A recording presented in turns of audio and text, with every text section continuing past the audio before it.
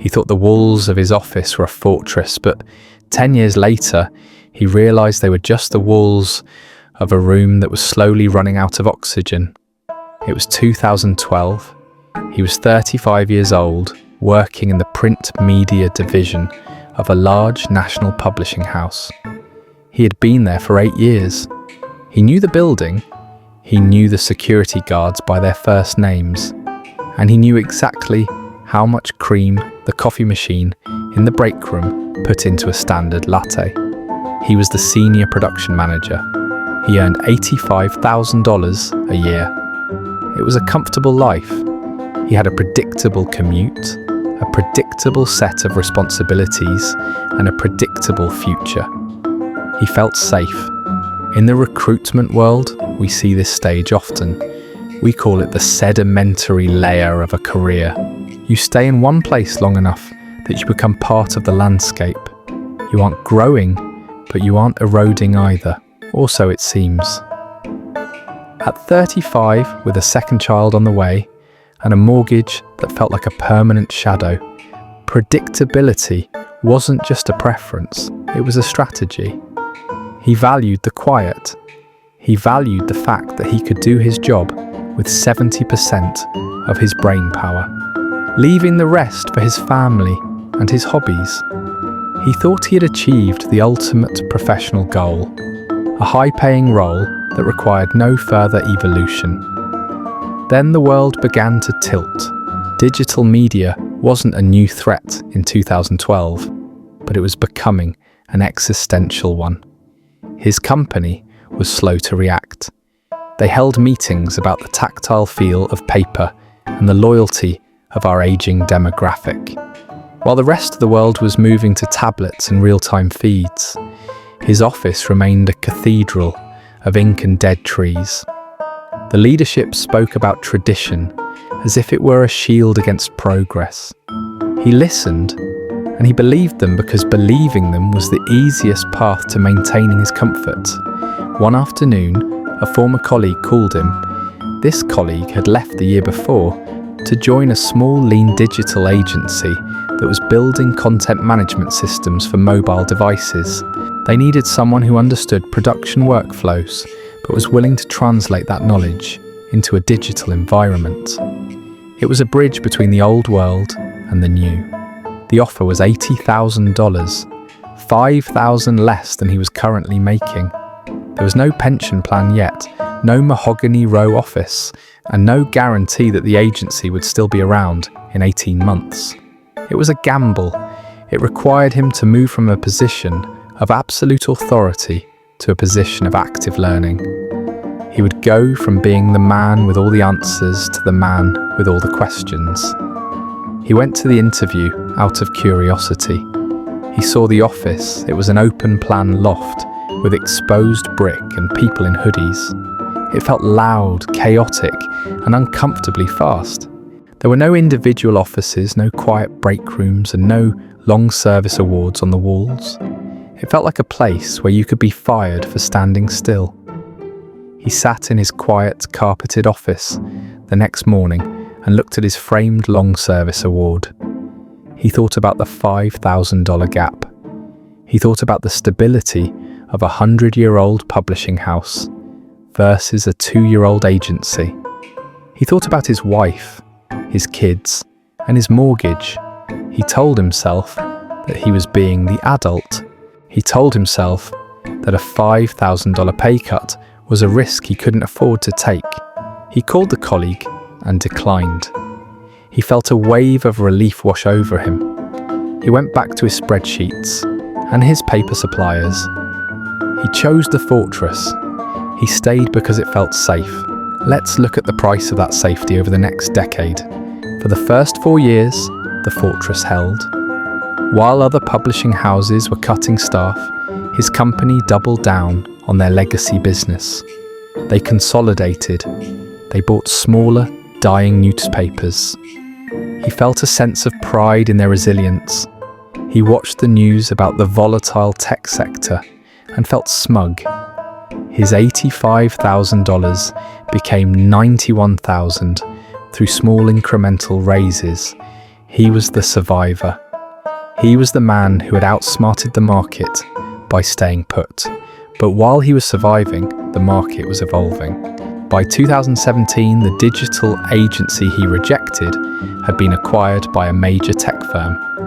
His former colleague was now a product director, earning double his salary with a stock portfolio that was effectively a retirement plan. But more importantly, that colleague had spent 5 years learning the language of the new world: data analytics, user experience, and agile scaling. That colleague was now a high-value asset in any industry. He, meanwhile, had spent those 5 years becoming the world's leading expert on a dying process. He was a master of a language that fewer and fewer people spoke every year. He was perfecting the art of print production in an age where the world's information was moving to the cloud. He didn't notice the erosion because it was happening at a microscopic level. His skills weren't disappearing, they were just becoming irrelevant. In year 7, the first wave of layoffs hit. It wasn't loud, it was a voluntary redundancy program. The company offered a few months of pay for people to leave quietly. He watched younger, more mobile colleagues take the package and move on to digital firms. He stayed. He was the backbone. The company told him he was essential. What they actually meant was that he was too expensive to replace with a younger person because of the legacy systems he managed. But he was also too deeply integrated into those dying systems to be given a new role. His salary froze. For 3 years, he earned exactly $91,000. In real terms, with inflation, he was getting poorer every month. The organic groceries became store brands. The 1-week summer vacation became a long weekend at a relative's cabin. The mortgage, once a shadow, began to feel like a weight. He started to feel a strange, low-level anxiety every time he walked into the office. The building felt older. The carpets were fraying. The coffee machine broke down and wasn't replaced. In 2021, the fortress finally collapsed. The publishing house filed for bankruptcy. There was no long service bonus. There was no golden handshake, just a box for his belongings and a final paycheck that cleared 2 weeks later. He walked out of the building he had inhabited for 17 years and realized he didn't know how to navigate the world outside. He was 45 years old. He had been at the same company for nearly 2 decades. He went onto the job market with a resume that read like a history textbook. He applied for senior production roles, but those roles no longer existed in the way he understood them. Every job description mentioned platforms he had never used, methodologies he didn't understand, and a level of digital literacy he simply didn't possess. He realized, with a cold, sinking feeling, that the safety he had bought in 2012 was actually a prison sentence. Because he hadn't been forced to adapt, he hadn't adapted. He was a senior production manager who didn't know how to manage a digital product. He was a leader who didn't know how to lead a remote team. He was a veteran who was less useful to a modern company than a 22-year-old intern. Recruiters didn't see a stable veteran. They saw a high-risk liability. He was too expensive for junior roles and technically unqualified for senior ones in the new economy. He had 17 years of experience, but in the eyes of the market, he had 1 year of experience repeated 17 times. His stability was interpreted as a lack of curiosity. His loyalty was interpreted as a fear of change. He spent 14 months unemployed. He watched his savings account drain to zero. He watched his marriage strain under the pressure of financial ruin. He spent his days in coffee shops, surrounded by people half his age who were building the world he had ignored. He felt like a ghost in his own life. He eventually took a job as an entry-level coordinator at a digital firm. He reported to a 26-year-old who moved 3 times as fast as he did and spoke a language of KPIs and sprints that felt like a foreign dialect. His new salary was $65,000, $20,000 less than he was making a decade earlier. He had lost 10 years of his prime earning potential, and he was starting over from the bottom. The safe decision in 2012 had cost him his prime earning years, his retirement savings, and his professional confidence. He had traded a decade of growth for a decade of quiet, only to find that the quiet was the sound of his value disappearing. I see this person every week in my office. They are the victims of the stability paradox. The paradox is this: the safer a job feels, the more dangerous it actually is. When a job is challenging, when it's changing, when it forces you to look at the exit every 6 months, you stay sharp. You keep your network alive. You keep your skills current. You're always ready to jump because you know the ground beneath you is shifting. You have the security of your own competence. But when a job feels safe, you fall asleep. You stop looking at the horizon. You stop learning the new languages. You trust the fortress. You forget that in a globalized, tech-driven economy, there are no permanent fortresses. There are only moving targets. You confuse the stability of your employer with the stability of your own career. They are not the same thing.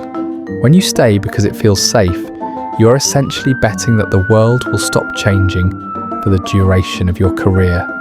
It is a bet that no one has ever won. He thought he was being responsible. He thought he was protecting his family. But the most irresponsible thing you can do for your future self is to stay in a room where the door has been locked from the outside. He was so focused on the $5,000 difference in 2012 that he failed to see the $500,000 difference a decade later. He was so focused on the risk of the agency failing that he ignored the certainty of the publishing house dying. Stability is a luxury of the present that we often pay for with our future. It is a debt that compounds over time. Every year you stay in a stagnant role, the interest rate on your obsolescence goes up. He bought 10 years of quiet at the price of a lifetime of struggle. He stayed because he didn't want to feel like a beginner again at 35. So he was forced to feel like a beginner at 45, with twice the debt and half the energy. In recruitment, we don't judge the decision to stay. We just observe the outcome, and the outcome is almost always the same. Those who seek safety usually find it, until the day the world decides that safety is no longer on the menu. The market doesn't care about your mortgage. It doesn't care about your loyalty. It only cares about what you can do for it today. If the only thing you can do is manage a process that no longer exists, your value is zero, regardless of what your title used to be. He still works at that coordinator job. He's grateful for the paycheck, but he's tired. He watches the younger generation jump from role to role, taking risks, making mistakes and growing. He realizes now that their mistakes were actually investments. Their volatility was their insurance, and his stability was his downfall. He often thinks about that loft office in 2012. He remembers the smell of the brick and the sound of the chaos. He realizes now that the chaos wasn't a threat, it was life. It was the sound of a world being born. And his quiet office was the sound of a world being buried. Every decision has a cost. Some we pay in the stress of the unknown. Others we pay in the silence of the inevitable. Some costs are paid up front in the form of a lower salary or a longer commute. Other costs are deferred, hidden in the fine print of a comfortable contract, only to be collected when you have the least ability to pay. He chose the silence.